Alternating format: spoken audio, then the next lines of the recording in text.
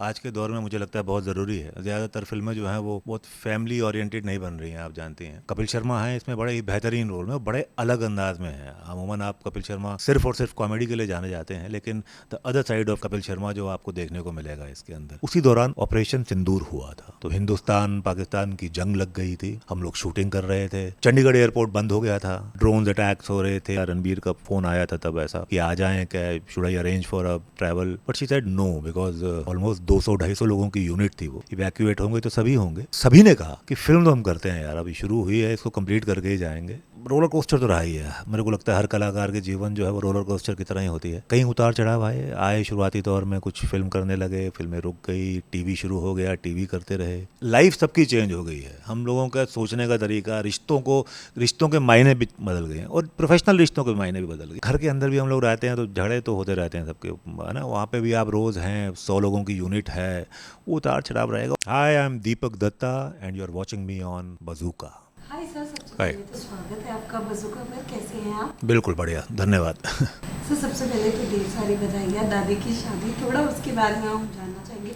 Movies को अच्छा response मिल रहा है पूरी, पहले तो उसके बारे में आप बताइए कैसा आपका रोल है, 3 किरदार, तीनों मेन लीड में।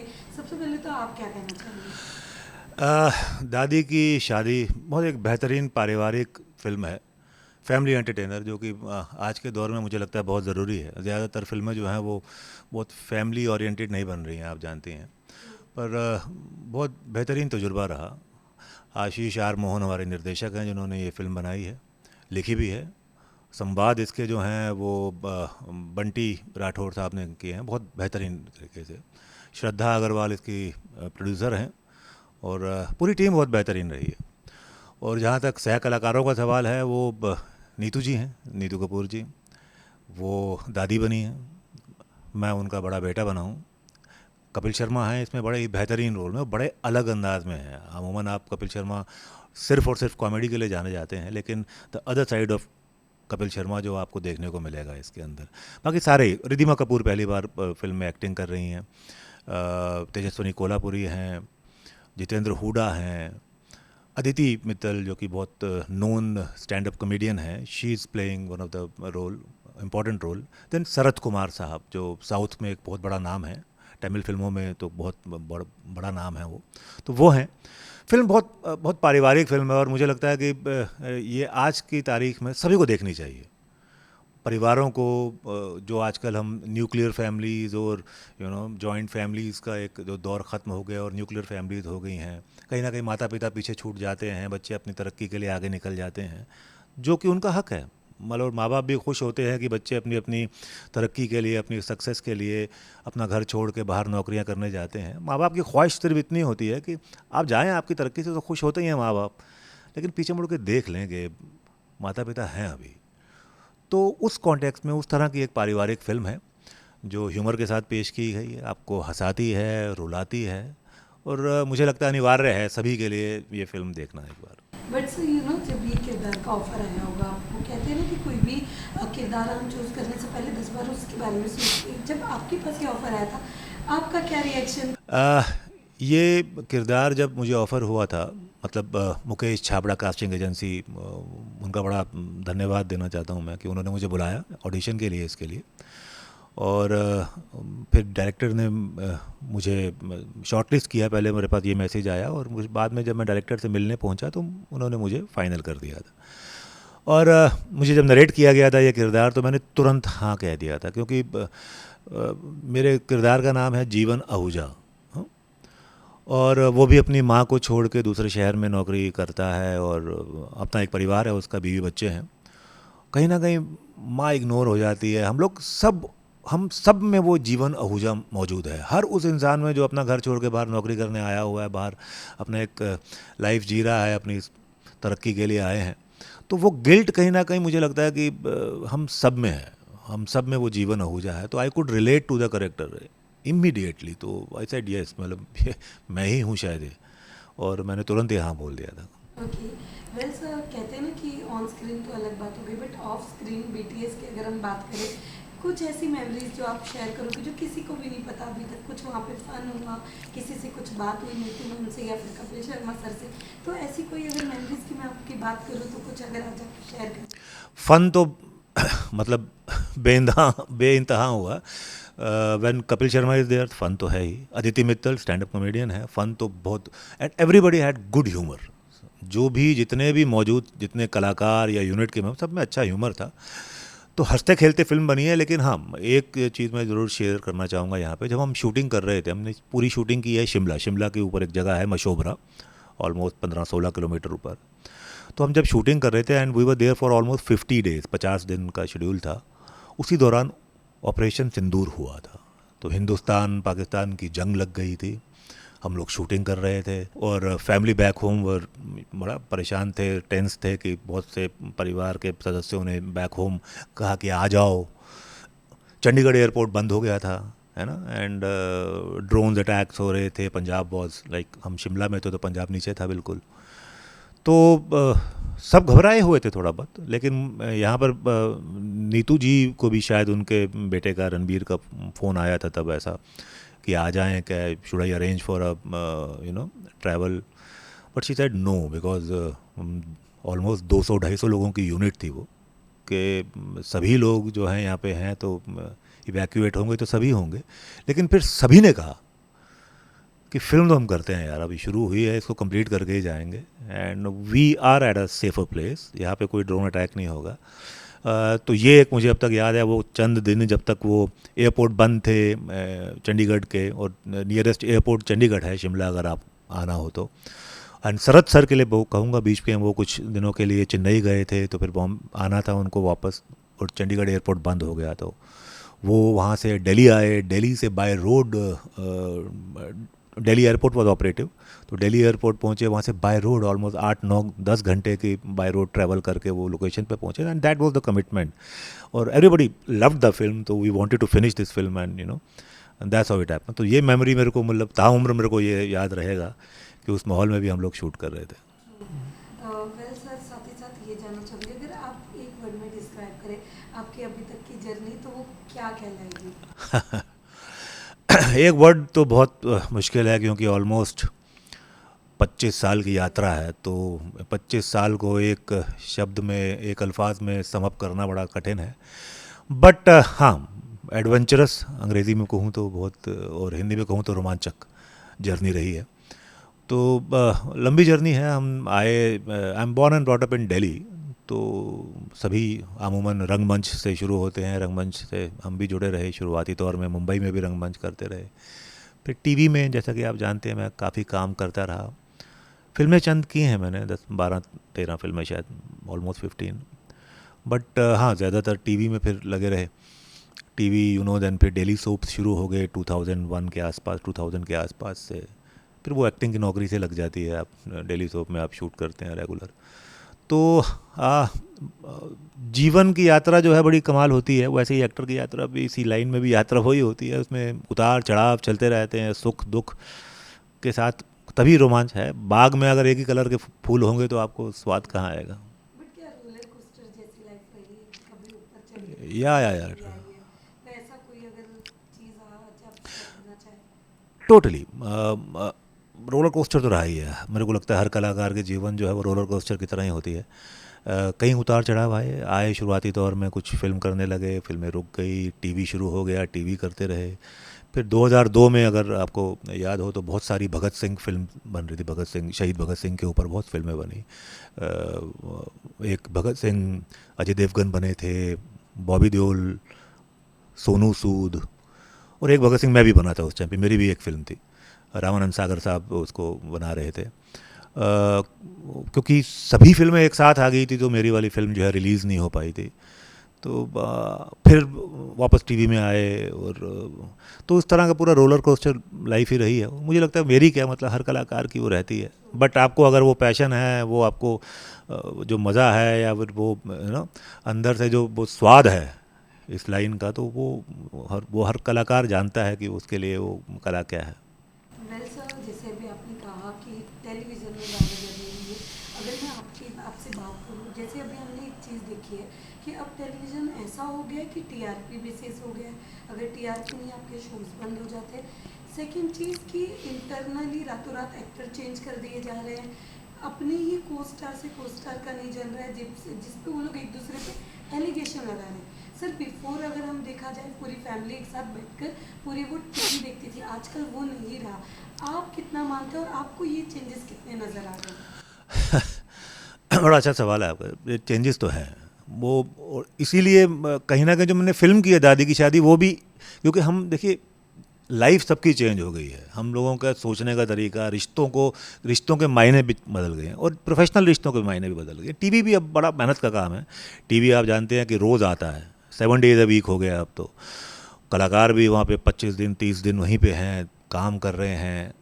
घर के अंदर भी हम लोग रहते हैं तो झगड़े तो होते रहते हैं सबके, है ना। वहाँ पे भी आप रोज़ हैं, 100 लोगों की यूनिट है, वो उतार चढ़ाव रहेगा। और जहाँ तक टीआरपी बेस्ड, जाहिर सी बात है, at the end of the day है तो एपिसोड एक बिज़नेस है ना। चैनल है, चैनल को भी चाहिए रेटिंग, चाहिए रेटिंग जिसकी अच्छी है जिस शो की, वो बिकता आसानी से है, चैनल उसको बेच पाता है। और अगर रेटिंग नहीं है तो चैनल उसको बेच नहीं पाएगा, लॉसेस। तो ultimately at the end of the day है तो बिज़नेस, है ना। तो नंबर्स की गेम है वो, तो एक मतलब कटु सत्य है, इसको आप अवॉइड नहीं कर सकते, उसके हिसाब से ही चलेगा। और जहाँ तक माहौल की बात है, जैसे हमने जब टीवी शुरू किया था तब 2 ही मेकअप रूम होते थे, लड़कियों का मेकअप रूम और लड़कों का मेकअप रूम, है ना। तो यूजली हम लोग सब साथ में बैठ के खाने खाते, तो वो अभी भी है, ऐसा नहीं है। आप डेली सोप्स में देखेंगे, यूजली ज़्यादातर डेली सोप्स में जितने मैंने किए हैं टेलीविज़न में, लंच साथ में ही करते हैं। कॉमरेडरी आपकी ना चाहते हुए बन जाती है। और बाकी मैं बहुत नेगेटिव आदमी हूँ नहीं, तो मुझे ऐसा लगता नहीं है कि बहुत माहौल ख़राब है। अभी बहुत अच्छा ही माहौल है, अगर आप टेलीविज़न में भी देखेंगे। वो कहते हैं ना कि वो लोग नाहकी इंसान को बुरा कहते हैं, आदमी अच्छे हैं सब, वक्त बुरा होता है। तो वो वाली बात है। तो कभी कभी एक दूसरे से मनमुटाव हो जाते हैं, you get along with somebody, you don't get along with somebody. तो बट अदरवाइज़ मोटे तौर पे अगर मुझे कहोगे, टीवी का माहौल अभी भी अच्छा है, और मुझे लगता है काफ़ी ज़्यादा अच्छा है। ऐसा हाल ही में मैं किसी से बात कर रही थी तो उन्होंने यही बोला कि कोविड के पहले लोगों को एटलीस्ट या 6 महीने दिया जाता था या आपको प्रेजेंट या करने के लिए। या अब ऐसा हो गया है कि 50 एपिसोड भी नहीं हो रहे और जी रातों जी रात आपको एक मैसेज आता है कि कल से आपको नहीं आना है। जी ये सारे चेंजेस मुझे नज़र आ रहे हैं कि मतलब कोविड के आफ्टर और बिफोर जो चीज़ें हुई है उसके बारे में आप, कि ये चेंजेस आप भी देख रहे हैं? या बिल्कुल है। देखिए क्या कोविड ने एक एक इकोनॉमिक डेंट तो किया है। हर बिज़नेस में आप देखेंगे, हर जगह बिज़नेस जो है अपने फ्लरिश नहीं कर पाए, हम लोग सरवाइव किए हैं। और पूरा एक वो पैंडेमिक था तो उसके गुजरे ही हैं, तो उससे हमारी इंडस्ट्री भी, टेलीविज़न इंडस्ट्री भी बच नहीं सकती थी, है ना। तो अभी कोई भी रिस्क नहीं लेना चाहता, तो वो चैनल भी नहीं लेना चाहता। भाई अगर आप आते हो, नंबर्स दे रहे हो तो ठीक है, आप करिए, वरना आप चलिए अगले को आने दीजिए, कोशिश कीजिए। तो जल्दी हो रहे हैं, जल्दी रिप्लेसमेंट भी हो रही हैं, और जल्दी शो बंद भी हो रहे हैं।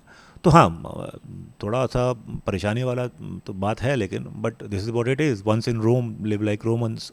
बट सर यू नो, कुछ लोग ये भी कह रहे हैं कि बिकॉज ऑफ जो खुद में ही एक आर्टिस्ट होते जो लीड्स है, उनका ही खुद में अच्छा नहीं बन रहा है, जिस वजह से शोज भी बंद हो रहे हैं, चेंज भी कर दिए जा रहे हैं। क्योंकि आजकल बहुत सारे, अगर आपने देखे होंगे रूमर्स और न्यूज़ भी, जिसपे आर्टिस्ट का ही एक दूसरे के साथ नहीं जम रहा है, एक दूसरे पे एलिगेशंस लगा रहे। What do you have to say, ये आजकल जो चल रहा है? नहीं बट ठीक है, बनना है ना बनना एक बड़ी बड़ी व्यक्तिगत चीज़ है, ये इंडिविजुअल चीज़ है।